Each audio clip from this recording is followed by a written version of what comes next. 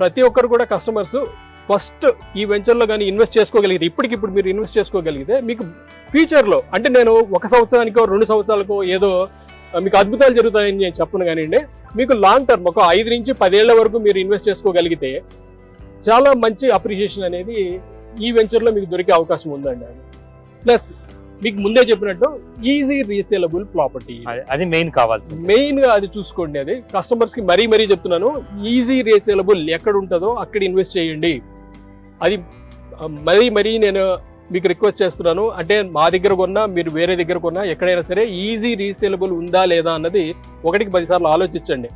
అంటే దీనిలో ఇంకా బ్రీఫ్ డీటెయిల్స్ మాత్రం ఉంటుందండి. యాక్చువల్గా వస్తున్నది మీకు చెప్తున్నాను. యోగా సెంటర్ ఇస్తున్నాము, అలాగే స్విమ్మింగ్ పూల్ వస్తుంది. ఇవి కాకుండా ఇంకా మీకు పార్క్స్ లో వచ్చేసరికి గజిబో ప్లానింగ్ కూడా చేస్తున్నాము. నెక్స్ట్ మీకు వాకింగ్ ట్రాక్ వస్తుంది, ఓపెన్ జిమ్ కూడా ఇస్తున్నామండి. దాంతోపాటు సిట్ అవుట్స్ లాగా కొన్ని ఏర్పాటు కూడా చేస్తున్నాం అనమాట. అంటే మీరు ఒక వీకెండ్ కానీ ఇక్కడికి వస్తే మీరు స్పెండ్ చేయడానికి కావాల్సినటువంటి ఫెసిలిటీస్ అన్నీ కూడా, అంటే క్లబ్ హౌస్ లో రెస్టారెంట్ కూడా ఉంటుంది.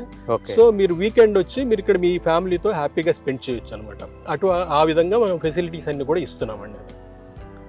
దీంతో పాటు మీకు ఈ వెంచర్ లో రోడ్స్ అన్ని కూడా చూసారంటే మీరు సీసీ రోడ్స్ ఇచ్చామండి.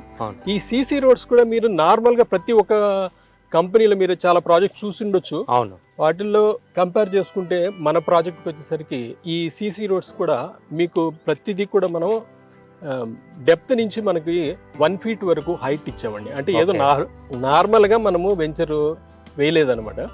1 feet హైట్ వచ్చేలాగా మొత్తం వెంచర్ మనం క్వాలిటీ మెయింటైన్ చేసాం. అంటే ఏమి ఎటువంటి చెక్కు చెదరదు అనమాట, ఎటువంటి చెక్కు చెదరదు, నీట్ గా ఉంటాయి అనమాట రోడ్స్. ప్లస్ మీకు ఇది ఆల్మోస్ట్ ఒక 30 years వరకు కూడా మీరు దీనిలో ఏది కూడా టచ్ చేయాల్సిన అవసరం కూడా మీకు ఉండదు అనమాట.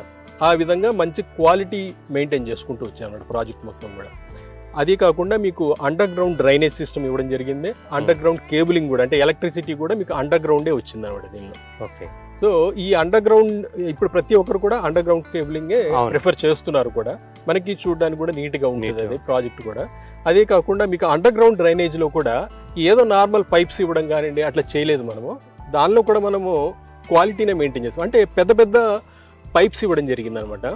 దానివల్ల ఏంటంటే వాటర్ ఫ్లో అనేది ఏదైతే ఉందో ఆ వాటర్ ఫ్లో మనకి ఎక్కడ స్టాగ్నేట్ కాకుండా ఫ్రీ ఫ్లో ఉంటుంది అనమాట.